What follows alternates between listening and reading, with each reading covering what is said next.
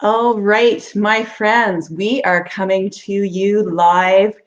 I'm so excited because we have a special guest with us today. So if we haven't met yet, my name's Emma Lewzey. I'm at Blue Sky Philanthropy, and I'm joined today by Cindy Wagman at the Good Partnership. Welcome, Cindy. Hi, hey everyone. So we are talking today all about mindset, major gift mindset, specifically for small shops. So if you're a small shop and you want to raise more big gifts, you are in the right place. So before we dive into that, I'm going to get Cindy to tell us a little bit more about herself and who she serves at the Good Partnership. Absolutely.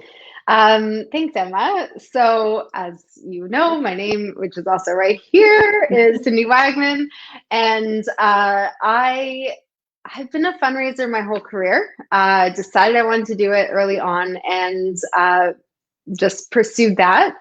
And started in small social justice based organizations, worked my way up the sort of nonprofit ladder into a senior position at a very big business school at a very big university before I decided that wasn't for me. I wanted to serve small nonprofits. So I started the Good Partnership. And as a fun fact, Emma was my first fundraising friend. So we've known each other for a very long time. But yeah, we serve, I call it a mission. Like I'm on a mission to make fundraising accessible and fun and meaningful for small organizations, especially ones that might not have a fundraiser on staff. I Yeah. love that. It's such an important mission and also in many ways such like an underserved segment of the nonprofit world. So glad you're Yes. doing this and so glad you're joining us today. So if you're joining us live right now, I want you to go ahead and let us know where you're joining us from. Where are you watching from? Go ahead and drop that below so we can say hi. As we chat, if you have any questions, please go ahead and drop those below as well. And if you're catching up on the replay, welcome. Let us know you're watching the replay by using the hashtag replay. And with that, if you are just joining us, we are talking all about major gifts for small shops today, and specifically the mindset shifts you may need to be successful in your major gift fundraising. So even if you're not a small shop, I think actually stick around because I see a lot of commonalities in terms of mindset stuff and major gifts. So I'm sure what we're Yeah. covering is going to be relevant to a lot of people. So to kick us off, Cindy, you said something really interesting when we were setting up this live. You said, if you are putting off major gifts, but you can't pinpoint why, join us today. So I was interested in that because I want you to talk more about that. What are some of the signs that you might be needing to make a bit of a mindset shift? Like, how can people recognize this in themselves? Yeah. Yeah, talk to us about Yeah. that. So it's really easy to recognize when we take ourselves out of fundraising, which Mhm. is, and there's a lot of neuroscience behind this, which I'm not going to get into all of it, but basically our brain makes these shortcuts Mhm. and it avoids, we're not aware of these decisions happening all the time in our brain, but it basically is making decisions to avoid the things we don't like or the things we think we're not good at, and instead focus on the things we do like. And also, it twists information. So sometimes we might perceive things differently because we have this bias towards thinking maybe we're not good at major gift fundraising, or I'm not a fit and we can talk about running because Emma, I saw you posted about your first 5K. I did my first one last summer after like 4 or 5 years of running. So, um, but until I got in the habit of running, I Mhm. would never have called myself a fundraiser, Mhm. and not a fundraiser, a runner. Mhm. uh, and we do that with fundraising. So, and we always say, I'm not a fundraiser, I'm not a major gifts fundraiser, or I'm not so good at that. Or maybe we don't say this out loud, but we're kind of like, oh, I'm really scared.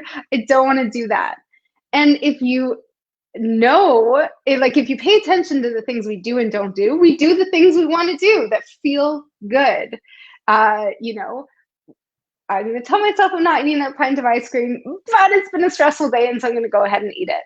And the same thing happens in fundraising. And so we sort of, you know, so many people in our sector, they have this idea in the back of their minds, like, I know I need to do that. I know I need to do that, but it never happens. And that's because your mindset's sort of creating this like fog that you have to get through in order to be successful. So we need to kind of clear that a little bit before you can actually move forward.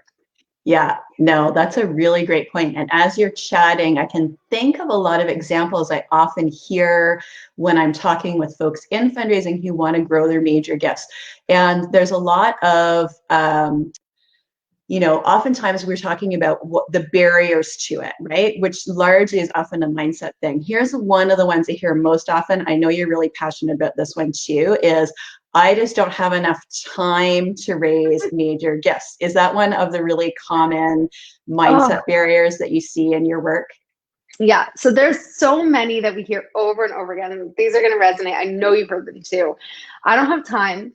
Yeah. I don't know anyone who can give, right? And for some reason, like, I think people, when they say that, they're like, I don't know an Oprah or like, you know, whatever. Instead of thinking like, oh, maybe actually I just, yeah, anyways, most donors are known to us already.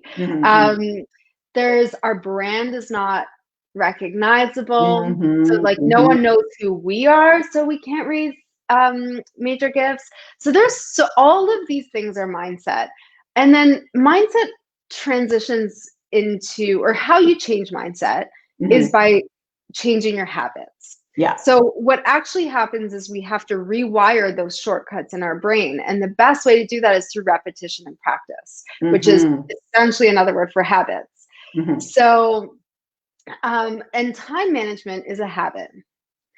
And how we approach the things that are important for us to do, because let me tell you, if you can get over your mindset, you'll find the time. Right?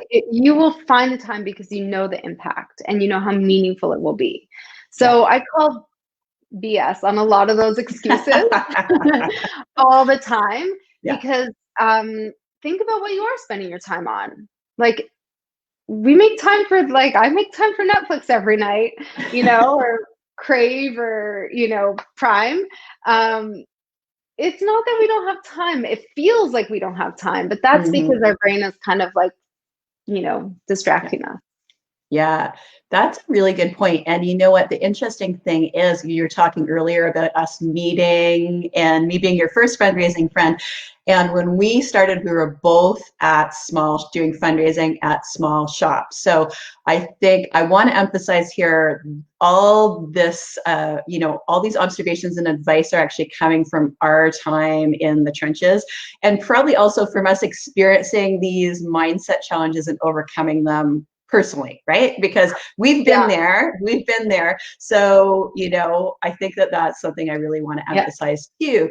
And, you know, I often think of you, like, you're a great inspiration to me because you're an entrepreneur, you're also a busy mom, you also have 2 kids, you're also juggling many, many things. So I just want to say that I appreciate that this advice is actually, and observation is actually coming like from also a place of experience. And we're sharing a lot of the same experiences, folks who are watching and have been there, for those folks who are at small shops. Now, how about this one? I wanted to ask about one I hear really commonly, which is just, we're too small. We're too small to raise big gifts, right? Like, that's one I hear. And I have a favorite way to address that, but I want to hear from you first about that most common one that I hear, that we're too small to raise big gifts. Yeah. Before I answer that, I actually want to go back for a second, because you mentioned both of us have been in the trenches, and I want to emphasize that not just in the trenches of small organizations, but small social justice-based organizations.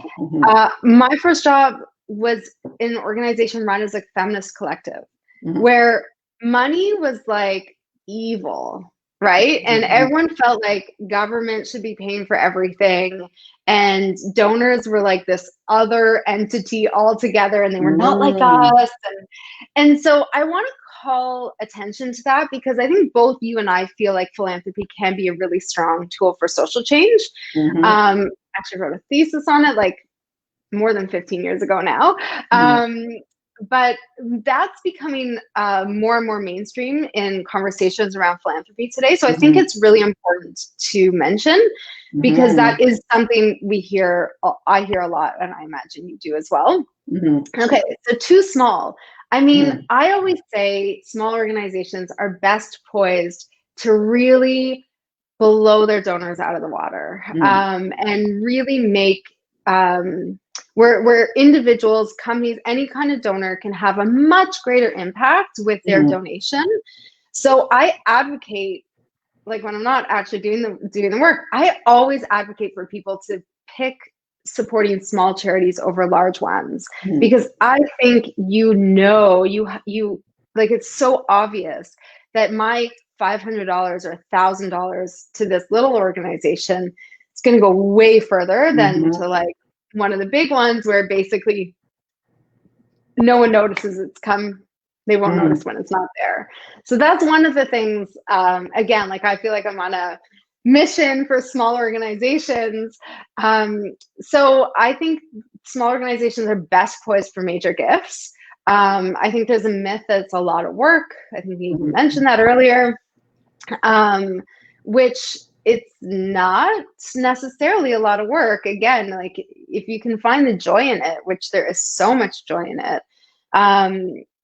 it can really be meaningful. And you can actually like, we just circulating on social media right now is a great example. So we have an online program where I teach these sort of mindset and fundraising fundamentals called Flipside Fundraising, which you can sign up for a scholarship in the link, wherever it is. But Yvonne from the Assaulted Women's Helpline, she's their fundraiser. She's the only fundraiser in their organization. And, you know, she knows how to do like all the mechanics of fundraising, but she was so scared to like reach out to her supporters and have donor conversations and engage with them and build relationships. So she never did it. But now she's doing it and she's raising more money, even especially in the midst of a very prolonged pandemic. I'm sure it's not actually prolonged in the world of pandemics, but it certainly feels that way. So yeah, like I can't think of any excuse to not be successful with friends. Sometimes it might take a little work, take a little bit more time, but most of it, I think, is we're holding ourselves back. Yeah, I see that. And in fact, I see that at shops of all sizes, because I have to say my niche, I've probably settled into working with mid-sized shops. So typically my clients are raising between like $1 million and $10 million or $15 million.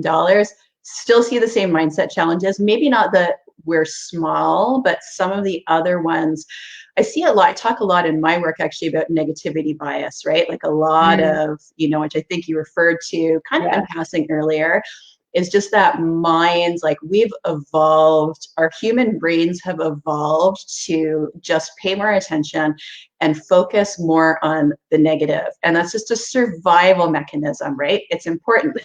It's important survival mechanism, but we need to be really mindful, especially during the pandemic. So I see this happening a lot right now. We need to be really mindful about just, you know, being really clear about what is like a true threat and fear and what are perhaps assumptions that we're making, for example, about our donors. Like big mindset challenge I see right now with shops of all sizes is that folks assume that they should not be fundraising, they should be pulling back on fundraising because donors are not giving right now. And all the research could not be pointing to anything more different. All the research is saying the exact opposite. So this is a mindset piece, right? And sometimes we can convince ourselves that it's like hard news, right? It's like donors aren't giving, so we can't fundraise because it's going to be insensitive, and you know we're really going to upset. It's going to be inappropriate. We're really going to upset donors. But a lot of that is coming from our brain instead of actually coming from a factual place. So I find that really interesting piece of this as well from a mindset perspective, is how that kind of fear and negativity bias can get in the way of us taking the action we know we need to take for major gifts. Yeah. And like, so I have so many thoughts running through my head. Responses. One is, we're so good at making assumptions about our donors. Oh, yeah. Right? So assuming that people don't want to hear from us, assuming that the pandemic is just making them not want to think about anyone but themselves. And so much of what I teach, and literally I 100%, without exaggeration, repeat this message over and over and over again in all the work we do, whether it's with clients or online or wherever. Listen to your donors, engage with your donors. You don't know how many times I have to say it for it to actually sink in and someone take the actions to have those conversations. It's like, and again, it's because we think they don't want to hear from us. But when we do this with our clients, when we do this with our students, that opens up dialogue. So maybe you're hearing from your donors that they don't want to be asked right now, but at least you have the data to inform that decision instead of making assumptions. And just by engaging them, you're going to raise more money. Like, it's sort of this passive weird thing that happens, but they want to feel connected. So that's the first thing in my mind. Like, we can't assume we know what our donors want without asking them. And I also heard a lot just throughout the pandemic, that is ongoing, that was especially true of, small arts organizations or anyone who's like, well, we're not saving lives, or we're not first responders, so we should save that space for them. First of all, there's money for all organizations. Like, no one's making the decision. In my experience, very, very few people are saying, should I give to this or this? Instead, they're saying, like, this is what I care about. Maybe these are the few causes I care about, and I'm going to support them when they ask, because we know you have to ask. But what I saw with small organizations, small arts organizations, and anyone based camps, like a bunch of every kind of organization that's basically not a food bank or shelter, that like they need to step back.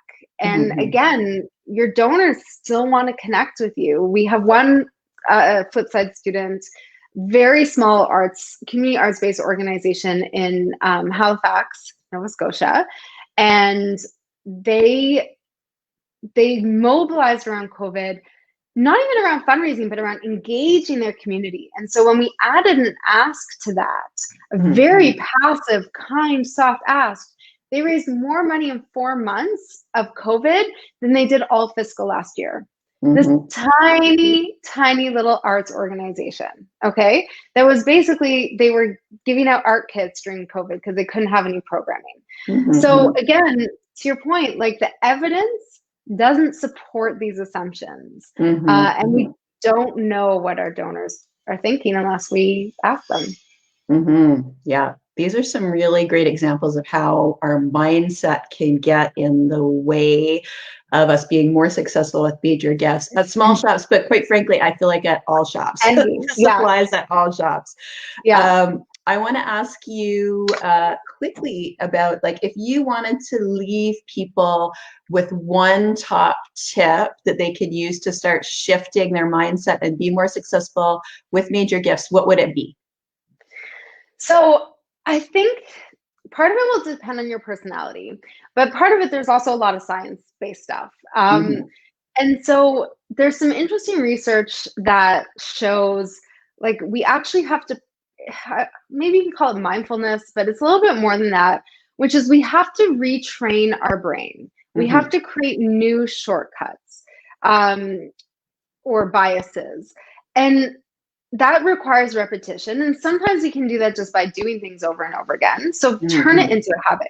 Just start by practicing. Do one donor call, one meeting, listen, get feedback from one person. Just get over that hurdle, that first hurdle. Is really like the biggest thing. Sometimes that once we get past it once, it doesn't feel so bad, and we're less likely to push back. if you can't even do that, there's a lot of visualization. Like there's studies about playing the piano where some people like practice the piano and some people like visualize practicing the piano, and there's no difference in terms of their performance, which is crazy. But our mind is actually so in so much control over our reality that we don't think so. We think that there's all these external factors, but we can actually do a lot of internal mindset work to overcome that. So some people like to do the internal work. Some people, that internal work is best done when you take baby steps and just get in the habit of trying that new thing, and taking those steps and understanding that it's not super scary and you can do it.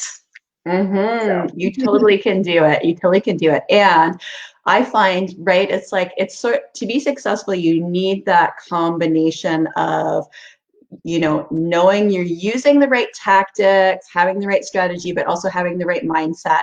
And to that end, and as we wrap up, anyone have any last questions, go ahead and drop them below. But to that end, I wanted to talk a bit about something that we are partnering on. I'm super excited about. Cindy and I have come together to join forces to create the Blue Sky Philanthropy Scholarship for Flipside Fundraising. So I will drop that link below as well once we're wrapped up for folks who are interested. But Cindy, let's wrap up by you telling us a little bit about what is Flipside Fundraising and who is it for and how can it help folks with their fundraising? Awesome. So one of the things after delving into this mindset work that really stood out to me was when organizations, they always look towards other organizations and we see the tip of the iceberg. We see what we can observe externally. So a big event or a celebrity endorsement, but we're never, and even in like what most people in our sector teach about, it's like how to write an appeal or how to host an event. But I didn't see anyone talking about what goes on behind the scenes. So Flipside is sort of like the bottom of the iceberg. It's mindset, it's habits, it's systems and technology, it's stewardship, which we talk about, but it really found stewardship is, everyone has to do stewardship. And again, it's one of the things people put off. So it's really that base fundraising knowledge that focuses on how do we embrace fundraising, feel good about it, change our mindset, and get out of our own way, and align our fundraising to our organization. So that's what I teach in Flipside Fundraising, and we started these scholarships working with amazing people like you, Emma, because we know not everyone can afford to invest in their professional development right now, and especially with COVID. So we wanted to gift this experience or this knowledge to organizations who need it. So we have 10 scholarships right now available, and it's a really, really quick application because also we know what it's like to fill in millions of applications and grants and stuff like that. That's not this. It's really short, in like 2-3 minutes, and you could win a place, or win a place in our Flipside fundraising program and learn all of this great stuff. So. Awesome. So I'm going to go ahead and drop that link below so you can have access to that. I know that deadline is coming up on Friday, October the 9th. Is that right? That is right. So Friday, October 9th at midnight, our applications close. You will not be able to fill in the form. But yeah, honestly, like 2 seconds. Again, if you are putting this off, ask yourself why, because it's so easy. Just click the link and go fill it out. And it's like a no-brainer. And you made it nice and easy, unlike a lot of online grant applications, because it's only going to take you 2 or 3 minutes, because we know we've been in there filling out these, these online grant applications that take days and days and days to fill out. So I love that you made it quick and easy for busy folks, which is amazing. All right, Cindy, any last words of advice for folks before we sign off? Yeah, I think stop comparing yourself to other organizations and really look internally and say, okay, what can I do to take my next step? So often we're caught up in who's doing what and like all these other things. Just look at yourself and look at what you need to do to move forward just a little bit. Every little step counts. I love that. Great advice. Thank you for joining us today. And like My I said, pleasure. we're still here. So go ahead, if you're watching the replay, drop us a question below. And if you're interested in Flipside fundraising and you would benefit from access to a scholarship, go ahead and have a look at that form. And yeah, that's about it from us. So thanks for watching, folks. Thanks for joining us, Cindy. And we'll talk to you soon. Bye, everyone. Bye.